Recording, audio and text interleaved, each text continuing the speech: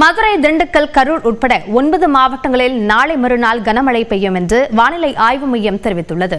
தென்னிந்திய பகுதிகளின் மேல் கிழக்கு மற்றும் மேற்கு திசை காற்று சந்திக்கும் பகுதி நிலவுவதாக வானிலை ஆய்வு மையம் கூறியுள்ளது. இதனால் தமிழ்நாட்டில் ஓரிரு இடங்களிலும், புதுச்சேரி, காரைக்காலில் இன்றும் நாளையும் இடி மின்னல் மற்றும் பலத்த காற்றுடன் மிதமான மழை பெய்யும் என்று கணிக்கப்பட்டுள்ளது.